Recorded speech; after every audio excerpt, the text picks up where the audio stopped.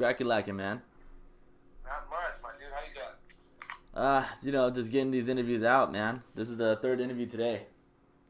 Oh shit, been staying busy, huh? Yeah, no, I just got so eager and just want to get these interviews out. Try to get as much content as out possible, but also at a reasonable pace.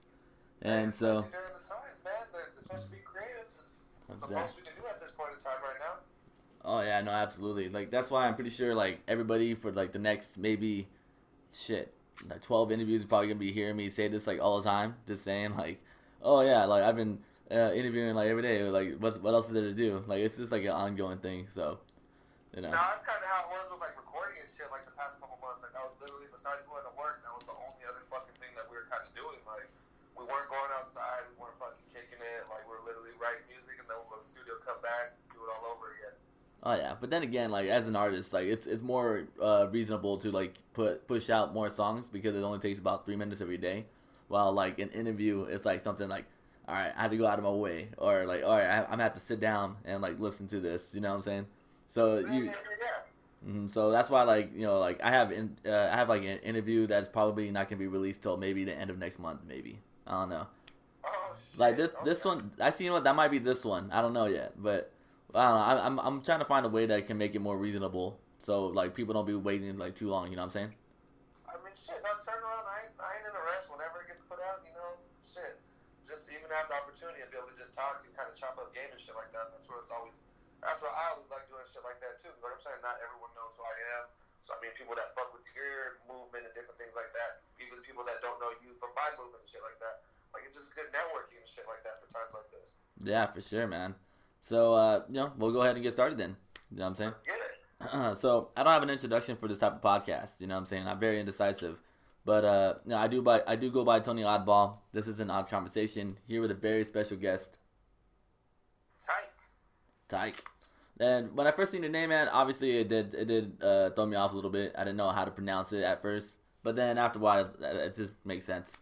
I do the same thing with Oddball. So, I mean, Well, yeah, it's weird too. Cause I mean, I'll stand by this. The basis of it was the first time I heard idea. I tripped out when I seen his name, and then just getting the concept and how mentally of an MC when it came to what he was doing, I embraced that. So I mean, the name Tyke itself is an acronym. It stands for Third Eye Kid, or the endeavors you express constantly.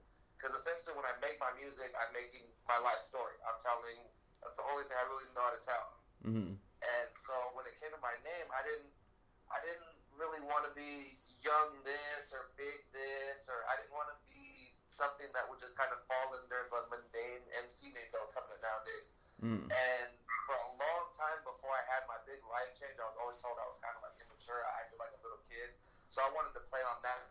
And in the sense of me being a little tight comes to me having fun and just letting loose when it comes to music. True. Okay, I see where you're coming from there. Cool. Well, me, I came across the music from the '86 Inca, and I don't know if it was just like a submission or whatnot, but I'm pretty sure at this point, '86 Inca probably gonna be thinking that like I'm just going after whatever they put up, but it's just the irony of it. Well, But I mean, hey, it's like I'm saying, light-mindedness. You fuck with their movements. I mean, even you fucking with artists that they fuck with. It just kind of makes a bigger name for ourselves, even in that sense. As crazy as that sounds, that we're just linking up and just trying to do what we do ultimately. oh yeah, absolutely. You know what I'm saying? So for me, I couldn't really find. I tried to do some research, try to find like questions that's been asked many times, so I don't have to repeat it. But I think I'll just do the basics and get that shit out the way. Where are you from, and like how was it leading up to your music? Shit. Well, I'm born and bred from Rialto, California, Inland Empire through and through. Oh, nice. When it comes down to my music, I didn't start in hip hop, to be honest with you. Like when I was a teenager and shit like that, I was big into like hardcore and like heavy metal and shit like that. Okay. I played in a couple bands in high school, went on tour to different states, and that's where I got more of my experience music wise in that sense. Like I learned how to hustle. We had to sell tickets and different shit like that. We had to pay out of our pocket to drive to these venues where we wouldn't even know who would want to go see us and stuff like that. That probably lasted from about 14 to 17, and then I had my son when I was 18. And going through that transition of life, I didn't know how to manage my time, whether it came to being a dad, being a worker, and even being a creative. So the creative side got pushed back, honestly, almost, 10 years. I mean, I started rapping really, like, seriously, probably about 2.5 years ago, to be honest with you. I knew I could rap in high school, coming kicking in the hood and shit like that. The homies would kick a freestyle when we'd be drinking and getting high. But once again, it wasn't something I took seriously because at that point I was more into rock. But I had lost a good homie of mine from high school back in 2016. And for me, I felt myself dwelling back into a darker place of syrup and opiates because that was a big thing for me back in the day. And instead of going down a route that I had already seen in life as this fucking downward spiral of just nothingness, one of my good homies who produced my first EP, which was the Redemption Compassion EP, he kind of just hit me up and was like, hey, bro, I remember you rapped a while ago. Like, let's do something with this. Like, I don't know what you're going on in life, like, but we got to make some shit happen. And honestly, from that day back in February, no, I'm sorry, not February. We're looking April, May of 2016. That's when we started taking music seriously, and I haven't fucking looked back since then. Yeah, for sure, man. Yeah, well, condolences to your loss. It's definitely difficult. I lost a friend of mine my first day of senior year. Yeah, he committed suicide, and it's like one of those things where like you're just kind of like it really just throws you off. You never know when things are gonna come up. So especially the way it was a childhood homie that we went to high school together and shit like that. And because I didn't know how to manage time, I'd fallen out with a lot of friends just because I didn't know how to keep in touch from having my son. We rediscovered that friendship back in 2014, and it was pretty dope getting to spend those last few years with them because it made such an impact on me. Yeah. And so, you also mentioned that you're from not Riverside, Rialto. Yeah, I grew up in Fontana, so I understand the area pretty well. Oh yeah, so I mean, you can understand that shit. You can go down the block on one side and you're in the nice neighborhood, and then you go down 2 blocks east and you're in what we have the Compton of the Inland Empire, pretty much. So I mean, yeah, I know people that'll say, "Oh, well, you grew up over here. It's nice." It's just. It's all how you choose to view it. And I mean, growing up, yeah, my city was ghetto as hell. Some people would still see it in that manner, but I look a little bit more in the good as opposed to just trying to see the nonsense and the nothingness that's going on right now. Yeah, it's funny to me that it's just something I just thought about right now, but like the Inland Empire is very similar to like Pride with like New York, if you catch what I'm saying. So you know how like the different boroughs where people are like, oh, I ain't from the Bronx, I'm from Brooklyn, or all that stuff, and that's exactly how the fuck we are in the Empire. I'm not from Bloomington, I'm from Montana, or I'm not from Fontana, I'm from Colton, or whatever. Yeah, and they get mad. I get what you're saying on that sense, because people are real prideful of their hometown in the sense, and where they establish themselves and different things like that. It's crazy that you put it on that sense, because I can even say, I don't know, it's weird when it comes to Inland Empire. Like, I hate saying this shit, but there's so much talent out here. Oh, yeah. Yes. I've been noticing that for the past few weeks. It is just weird because, like, there's so much talent, but there's so much pride and ego out here that people can't push that shit to the side. Oh, what? You create? Oh, you make music on this format? Like, all right, let's kind of work and make a bigger name for the community in itself. But it's like, I don't know. It's just, it's a trip looking at it in the whole for some reason, just growing up here. And it's like, people in the community embrace you for certain things, but when you go with what your heart's wanting to pursue, we're going to hate on you because you're trying to be in our lane or you're trying to steal what we got going on. And it's just like, I don't know. Yeah, I mean, I don't know. Like, I never really had to deal with that, mostly because I'm an interviewer, so I'm not really, like, there isn't tension at all. That's from all the people I've encountered, at least. I mean, like just after this, I'm interviewing Jeffrey Obvious as well. And so, oh shit, okay. Yeah, so that's why when you posted it up, I was like, wow, the irony of this, you know what I'm saying? But yeah, so we locked that in, and it's like no bad blood. Even Mars from Florida, same shit. So I don't know, but I do know that people that don't know anything about you will fuck with you a lot faster than knowing, oh, you're from my city. I don't feel like listening. It's just a thing. I talked about it with Ends. Enz is a dope rapper from the Orange County area. He's dope, but I interviewed him and we kind of discussed it where it was saying how, um, like, he likes touring out of California a lot more because people actually fuck with him a lot heavier than out here. And I think it's only because they see you making, they think that like, oh, this is your first time out here. Oh, you're making moves, or it's like, oh, we appreciate you making the distance out here. All right, let's give you some love. Because if I'm at a show and some dude from fucking Illinois fucking showed up and said that he's from Illinois and performing, all right, I'm gonna give him a listen because he went out all his way. Why not? You're gonna appreciate that shit and throw my ear a little bit more. Nah, I've come to see that shit too, even in the sense of like putting my music out on the different platforms and shit like that, and people extending a hand on IG. It's like I'm not gonna be that person. Oh, I've gotten more praise from strangers, because I get a lot of praise and a lot of love and respect from people that I've grown up with and people that I gang banged and people that I live different lives with. They all appreciate what I do. Mm-hmm. But for some reason, it's true that I've had people that don't know me from a can of paint and they live 2,000 miles away, and somehow a song that I made for myself at the time resonated in them, and they felt they had to need the fucking be like, hey, I liked your song, it helped me through this. Me and my lady broke up, and I just really resonated to your song, and that's something I never expected, because ultimately I started this shit for me. But just putting the music out there, it's like fucking throwing a rock in a pond. Like, you're gonna get that ripple effect at the end of the day. Yeah, very true. And so, I don't know, man, but with all that, and you have to believe in yourself, and now we're led to here, and where it's gonna be from here, we don't know. But, why not give it a try? Hey, and that's the one thing. I mean, I can sit there and assume that I'm gonna fucking fail like I did with everything else in life, or I can jump in feet first and see where we go. See what life trained me to do when it comes to fight or flight. Mm-hmm. True. Yeah, it's a survival thing. Yeah. So, one thing I wanted to also let you know too is that like you ever get like when you search up your name, you ever get the Google suggestion where it says Teyek or something like that, or Teyek? Honestly, bro, I think you know where I'm leading with this one. I think you know. I know exactly where you're going. This is the one thing I guess I didn't look into when I tried the spelling of my name. Because before I started getting like views on YouTube and stuff like that, or even like a Google search, you get that Teyek. And I don't know if someone wants to be ballsy after watching this interview and look it up on Google, I'm not suggesting it one bit. I see a lot of titties. That's what I know. I guarantee you're going to see some titties somewhere if you don't know what that word means.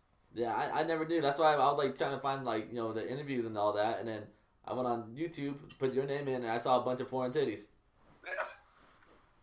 And to be honest, my Cambodian homie was kind of breaking it down. Like, that's not illegal over there. Like, that's not considered porn. So I guess that's why, like, it's okay. Like, that's kind of like their lingerie and shit like that over here, which, once again, doesn't make any sense, but I guess that's how it's a cultural thing to be uploaded and shit over there. Yeah, so I'm not gonna lie, man. I was just trying to find your any music videos or anything on YouTube. So after I spent like 10 minutes on that whole suggestion list, whatever, then I finally found your music. And then what's it called? Yeah, man. I liked the 60 seconds and Smoke song. Yeah, the Smoke, yes sir. And I'm not gonna front, man. It reminded me of like older like. I don't know if you even recall the times where like the SoundCloud wave was just becoming a thing, but it wasn't just like face tattoos and poppy. It's like you had that Sessile Water Boys, Puya, Suicide Boys type of like feel when you know something new is coming, and then you don't know what to expect, Oh, see, I don't even want to like geek out. I will humbly take that as a compliment. Because for so long, it's weird. It's not the first time I've gotten that. I think just from where we're going, it's not going to be the last time. But like when I first started presenting my music to like different producers, engineers, I kind of got the same feel that, oh well, yeah, you kind of give me a Suicide Boy feel. You give me something different. And that's what I kind of took offense to back in the day. Was like, oh well, I don't want to sound like that shit. Like that's not me. Yeah. But in a sense, me understanding it now, people were saying that something different was coming about, and it's true because musically, I fuck with everything. Like I could have a whole music conversation for hours, but if we're going my just top 5 MCs off the top of my head right now, I'm gonna say Guru. I'm gonna say Big Crit. I'm gonna say K-Dot, fucking Kendrick Lamar for sure. I'm gonna say Lil Wayne because I'm 29 years old and 2008, 2009, my senior year of high school, that's when Lil Wayne was dropping everything under the sun. So I mean, he's gonna guarantee be number 4. And believe it or not, I'm probably gonna get a lot of fucking hate from this when people see this shit, but Old Logic, I really, really fuck with. I mean, older Logic. I think his last best work to me personally was, well, Under Pressure or something like that, where he had that big mural of his face on the album. Yeah. And so I think that's where I would like kind of cut off the Logic discography from my personal taste. But that's not a bad list though. You know, like not many people say Guru, and what's it called? Especially Big Crit. Big Crit is something different. My favorite, one of my favorite verses he had. About it, and then when I got that Suicide Boys thing right now, it's me literally taking everything that I love, except I love every kind of beat. I love nasty southern trap beats. I love shit that'll get you turned up in the club. I just have to hear something and figure out how I can fuck it up in my best way. Because ultimately, I never want to come off on a song and sound like anyone else. I know I might do that sometime in the near future. I don't know. It's just ultimately when I come to creating music, I just try to do me. So I mean, when it comes to my tone of voice, the different effects I've learned to use when it comes to how I mix and master when my engineers get that done, it's literally pick and choose from what I've loved and from what my different people in my team have told me work for the sound of my voice. Yeah. And one thing I'm actually like kind of realizing, oh sorry about that, burped.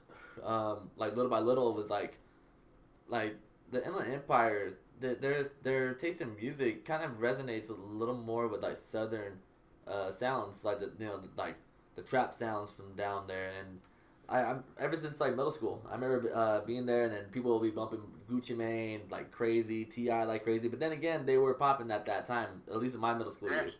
But then like even like as the years progressed, like I after middle school, I moved out to La Mirada when I was in high school, and it was like completely different music taste, a lot of EDM heads. But then when I go out to Fontana, people will still like play some like the Bun B out there, and oh man, yeah, see a lot of gunplay, and it's like it's weird because it's like of course they love the West Coast hits too in New York as well, but they probably, if I'm out in the Inland Empire, I'm expected to hear like down south rappers no matter what year they release. You know what I mean? Like straight gritty, and it's weird that you say that because growing up, and I don't know if you can relate to growing up in the IE, but I always told myself I'm not a city boy. Like as weird as that sounds, you know it from living in Fontana, Rialto, Bloomington. That's honestly like farm country. If people, for the people out there in the internet world that have never been to the Inland Empire, if you go to the section that is Fontana, Bloomington, Rialto, shit was all fucking orange groves and farmland. So for me, that's always lived in my head, and I always told myself, I'm a southerner, and not in a gangbanging sense, but how people say they have southern hospitality and southern charm. I'm just from SoCal. I wasn't born in Georgia and different things like that. So I tried carrying that over, but on a Cali sense. Yeah, exactly. And that's the thing. That's the best part about this whole internet now, is that we can have someone from like New York but sound like a complete West Coast rapper, and it's because it's like what you resonate, it's whatever your taste buds are. It's normal. But it does matter about your demographic and what's surrounded you and all that as well.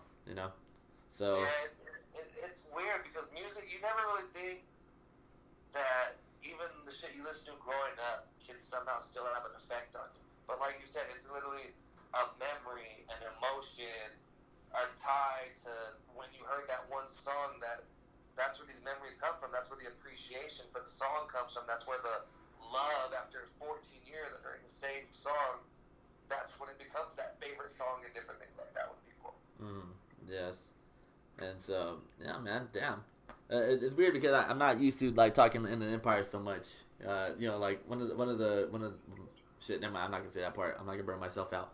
But yeah, a lot of Inland Empire talk. Anyways, so you know, I also looked into your SoundCloud engine, and you also had like the Seven Deadly Sins project coming out. Oh man, see the sound.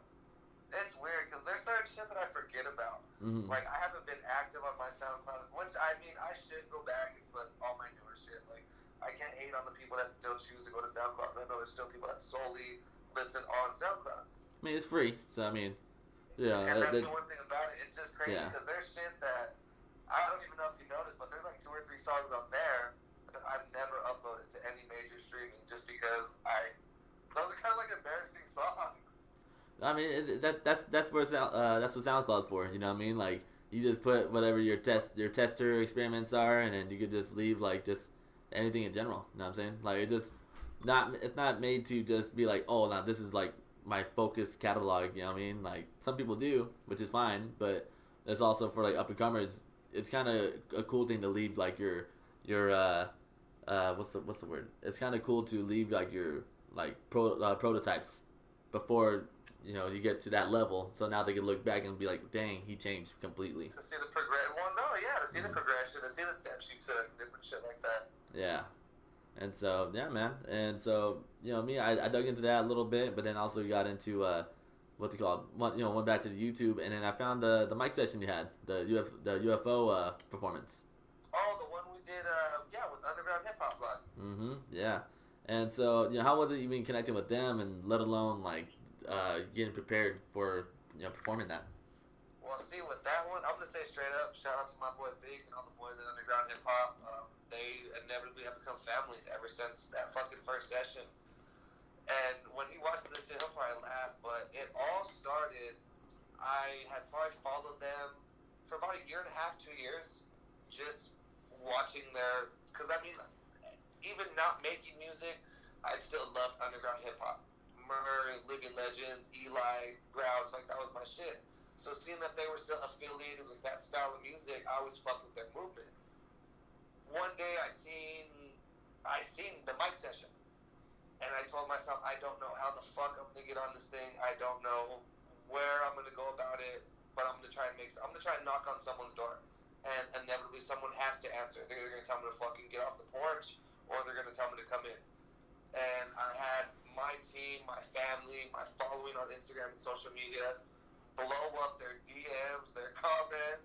Oh, shit. Go on all their fucking posts, dude, and they were just tagging my name. I would wake up to 300, 400 comments. Oh, choose Teyek. Teyek wants to be on a mic session. Boom, boom, boom, boom, boom.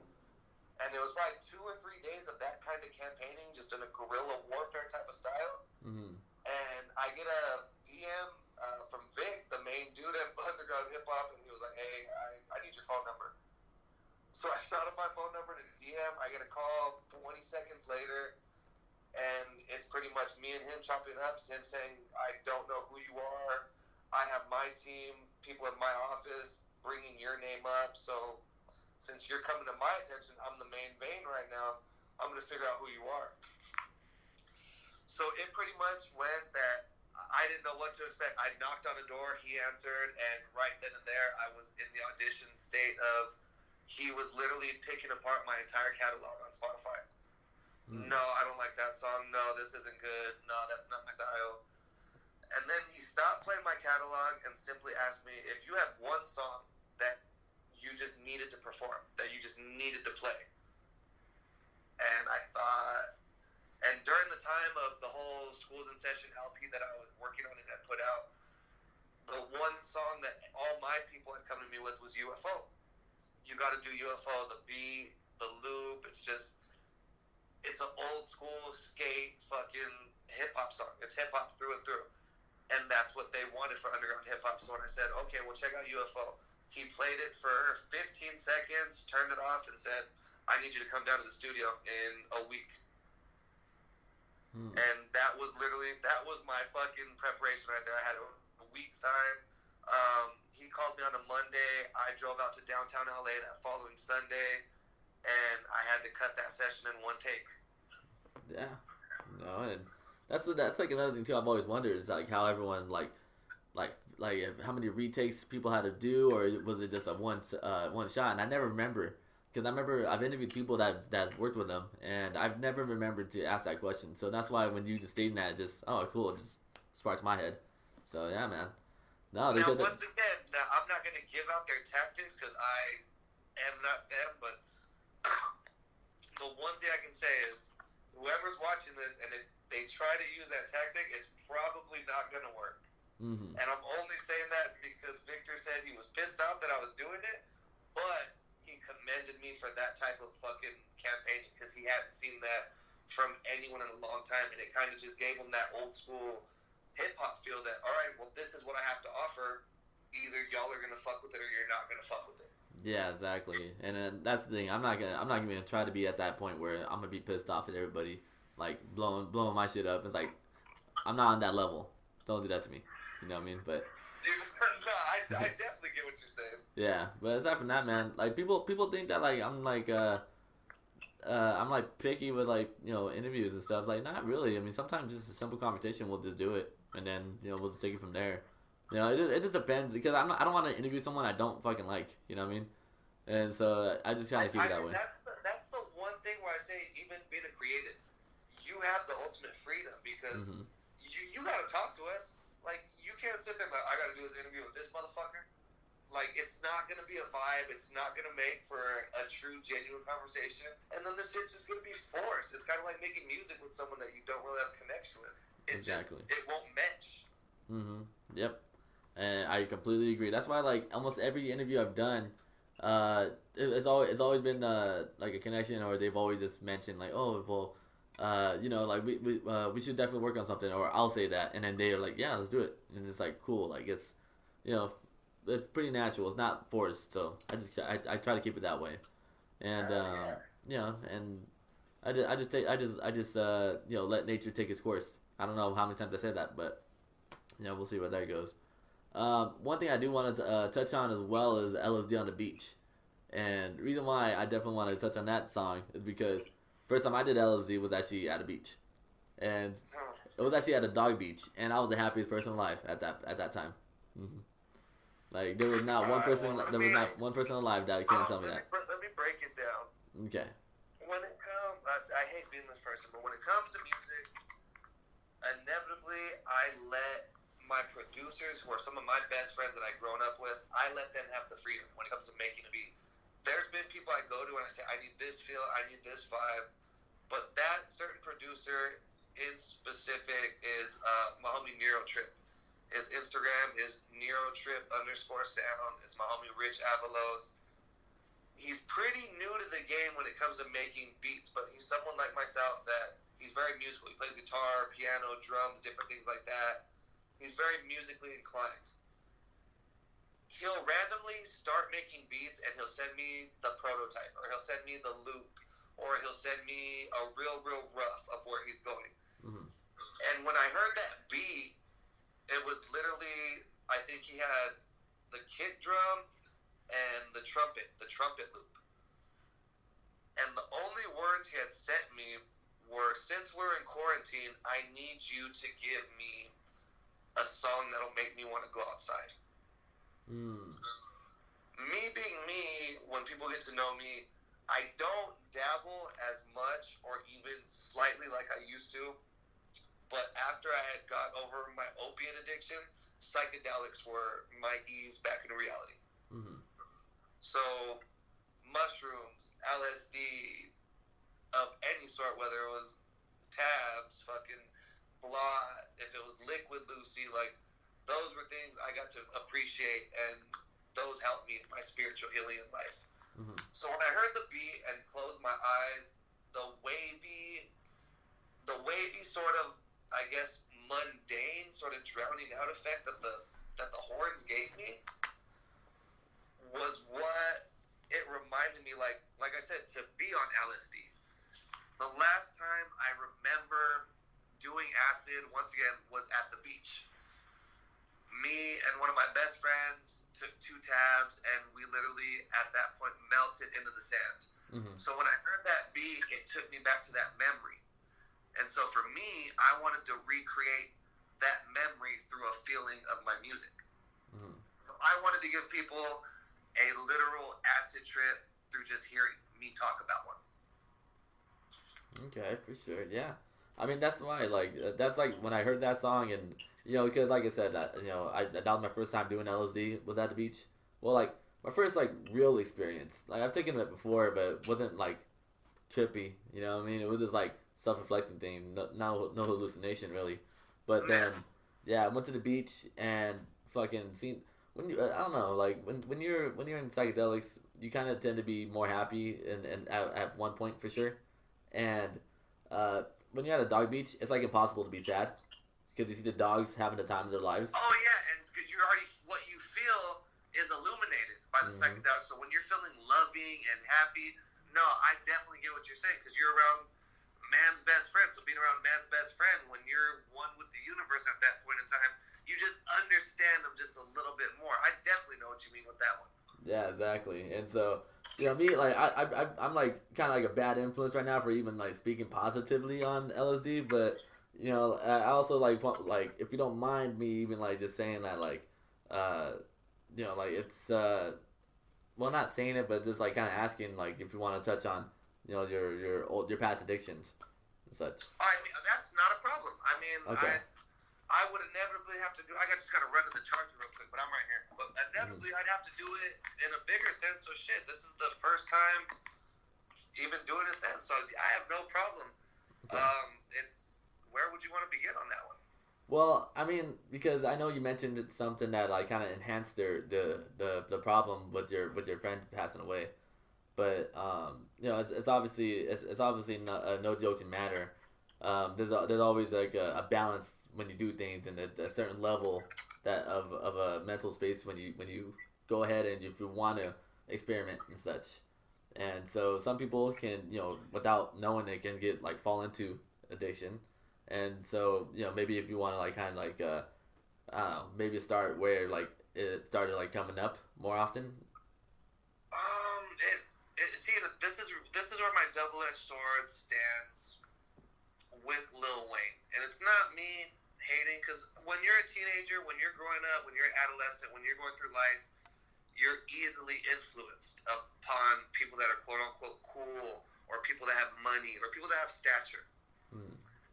So just listen to music, the type of music like I'm saying, I was a Wayne head, and I want to say maybe 2007 when I heard a demo version of Me and My Drink. And even before then, I dabbled into SUC, DJ Screw, Bumpy, UGK, Pimp C. So codeine music wasn't new to me. It's just something about Wayne and the song Me and My Drink. That's when everyone and their mother had syrup just sitting in their cabinets because no one knew the severity or no one knew this epidemic with codeine syrup. So it started, oh shit, my homie found a 4-ounce in his grandma's fucking cabinet. Let's smoke some weed, bump some chopped and screwed Lil Wayne, and we'll sit and pour up. And it started out as that. It started out as, okay, you're having a little bit of fun. You're sitting with your homies. One of the homies might pass out and nod out because you don't know he's on too much opiates. You just think he smoked too much weed at that point in time. But I want to say it started to become an issue when I started to, it's going to sound as lame and generic as it sounds, when I started to quote-unquote need it. When I get a paycheck and $400 would go to drink. You don't notice it, but then the questions start coming about, oh, well, are you okay? Are you hungry? No, I'm not hungry. Well, why not? Oh, I fucking ate 2 hours ago, and that's when the lies start coming about. And then the codeine don't get you high no more, so you're mixing it with the Norco. Norcos are fucking my stomach up with the Tylenol that they put in them, so I'm popping Zans now, because that relaxes me, as opposed to just killing my pain and different shit like that. So it was literally, it started with the codeine, and by the time I was 20, because it was literally a blur, bro. Like, I hate being like that, but 16, 17, almost until I was 22, 23. And I was going ridiculously fucking hard in the paint. It went from eating the pills to fucking snorting them to mixing my syrup with soda to drinking it straight. And that's the one thing, when we transition to the psychedelics, you'll notice my demeanor will change. To anyone that is watching this that fucks around or has ever wondered about it, don't. Straight up. I'll be the first person to tell you, don't. You might as well compare that shit to crack, heroin, and methamphetamine at that point, because that's all it literally is. And I mean, the damage to my body, I can even feel now. Like, my girlfriend calls me out on it sometimes, but even as this is gonna be the craziest shit, I've always breathed real heavy after the opiates, because it's fucked with my lungs, it's fucked with my kidneys, it's rotted out a lot of my body that I'd never realized. And she'd always ask, well, why do you breathe so heavy? It's probably all the fucking syrup and all the pills that literally fucked up my body that I don't know what they have done. Mm-hmm. And it's like, that's shit I gotta live with. Like, I gotta fucking rap a song and then worry about, oh shit, am I gonna pass out because I need to say this bar and I can't take a fucking breath? Or none. I gotta deal with that because the drugs were my problem. And I'm not gonna fucking blame anyone else for my lack of being able to fucking deliver on some shit I did in the past. Mm-hmm. And then my son, because people are going to say, oh, well, you were 23, your son was about 5 when you're still doing drugs. It took me almost getting kicked out of my house at the age of 22, and then I had moved to Palm Desert, and that's when me getting clean started. It inevitably took me leaving my hood, taking everything that I knew, because I was that type of person. Shit, okay, I can go to fucking San Diego and I'm gonna find some shit. So I literally just had to take myself out of my comfort zone, and I had to go withdraw in fucking Palm Desert, as crazy as that sounds. Mm-hmm. And then no one wants to hear the nasty shit of stomachs flipping and throwing up on myself, but that shit happens, kids. That shit happens when you become a drug addict. And then, like I'm saying, my homie had passed away, and I just noticed I was fucking sad. As lame as that sounds, I had missed my homie. And that evil little voice in my head came back and said, hey, go take a pill. Hey, why don't you hit up your old connect? Go get some syrup. And for the first time, instead of me feeding into that voice, I said, fuck you, I'm going to go do this. And that's when my homie called me, made the offer to make me some beats, and we started making the music. And then the LSD and everything came into play. Oh, man, it came into play about 3 to 4 years ago. I did mushrooms as a teenager, recreationally, but the age of 25, 26 was when I was more looking into my own spiritual journey, wondering what the fuck I was going to do in my life, wondering who I was as a person, just going through that thing. I guess the growing up stage in life. It hits everyone different. Some people go through it at the age of fucking 18. Some go through it at the age of 60. Some go through it right before they die. It's all variant at that point. But my being into psychedelics was a learning experience. It was me wanting to tap back into nature, as cheesy as that sounds, because with the opiates, it numbed me to everything. It numbed me to how I felt. It numbed me to the emotion in which I expressed things. It numbed me to reciprocating love that I couldn't even, from my parents, from my friends, from anyone, I could not reciprocate it because I had numbed so much myself. So essentially, once again, kids, don't go out there and try and find acid or fucking shrooms, but it helped me become the person that I always was before the codeine came into my life. Yeah, and that's something that, you know, people got to understand is that it's definitely like if you're young and you already are experimenting with some of these things, it's always like a understanding that you have to be like, okay, like, okay, I've tried this stuff already, but I have to, I'm mature enough to know this is just me enjoying my youth. It's not gonna be, I can't let it affect anything else. And what I would tell people all the time that would always say that weed was like a gateway drug, and it's like, to me, it's like, well, I mean, you kind of just have to have the maturity level, or then you have to just make sure you take care of business. That's why if I ever have kids and they, when they're like 16, they want to, they talk to me about wanting to smoke weed. Like, you could go for it, but you gotta make sure your shit's right. You know what I mean? But and that's the shit about it. And like you're saying, it really is all varying. Because I've had homies that have been 25, 26, never smoked a blunt. They hit the weed one time and they're smoking weed like crackheads. They can't fucking stop. I have people that are 18, 19 and they solely use it for the medicinal factor. And I've met from every walks of life. Like I'm saying, I've met people that are 16, 17 that pop tabs every single day just because that's what they love. And then I've met people that are 60 that use it for fucking Alzheimer's, that use it for actual mental conditions to bring themselves back.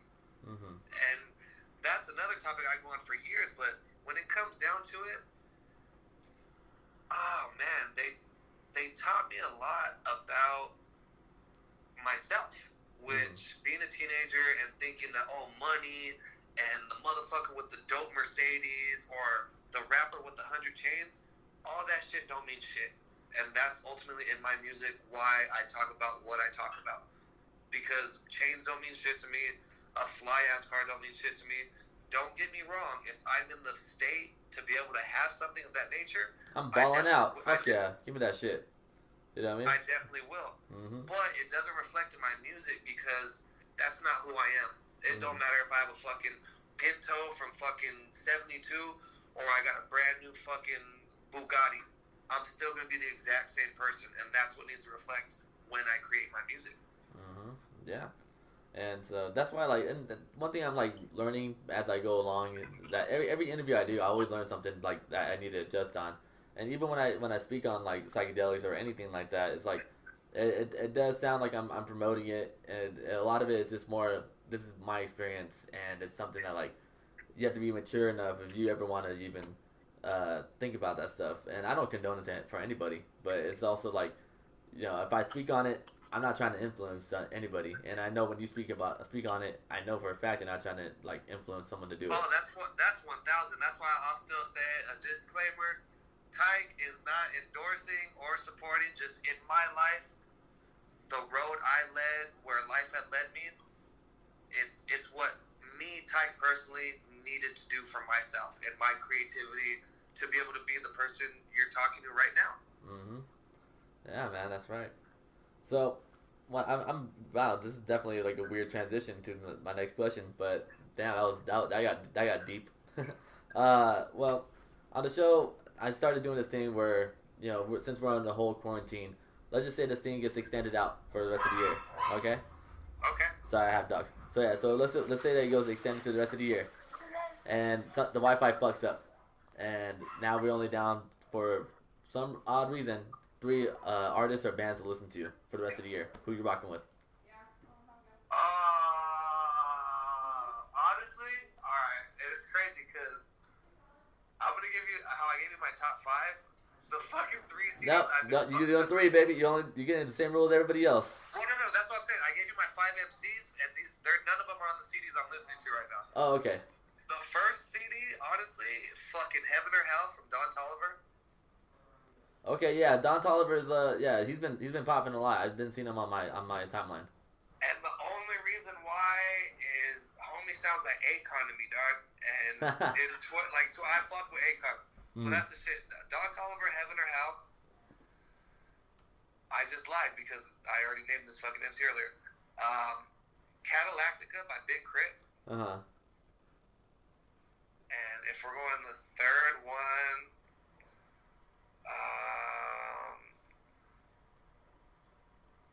I mean, like, for the record, it's not only album. It's like artist discography. That Then I'm gonna throw fucking Cole in there, dog. I'm gonna fucking bang out Cole just because that motherfucker's out of catalog. I can extend past the fucking quarantine. All right, for sure. So you still gonna rock with Crit and Don? Yeah, I'll rock with Don just because his shit I can still bump for another 4 months before I get tired of it.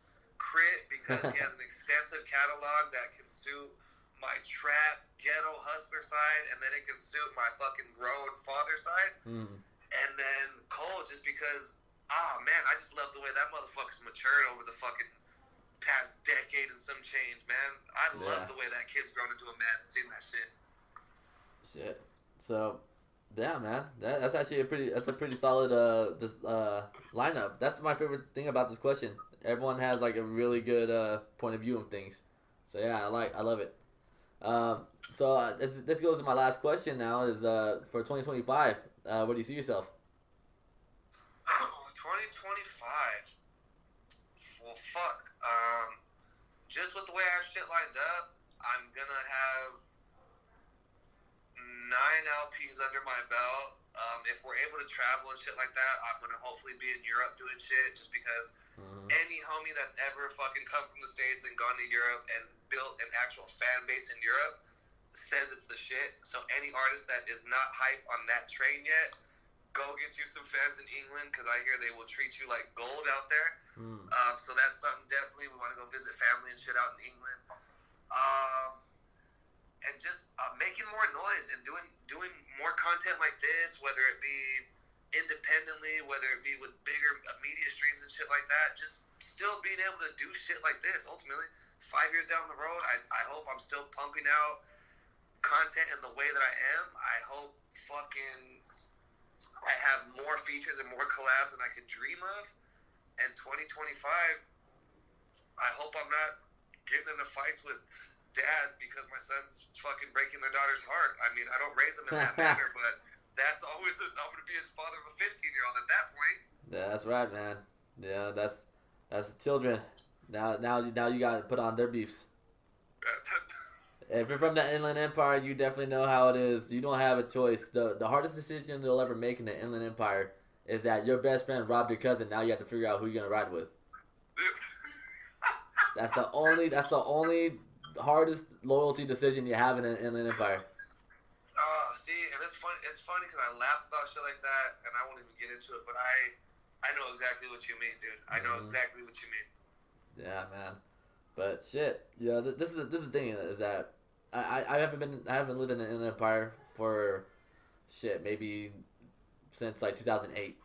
But then what's it called? But my mom, she lives out in Riverside now, and it's not exactly Riverside's Inland Empire, but it's just like it's definitely more. It's a totally different zone compared to Fontana, and I don't know. Like it's just I still learn as I go with the whole Inland Empire talk, but it just seems that like if you're from the county, then like you kind of understand the language.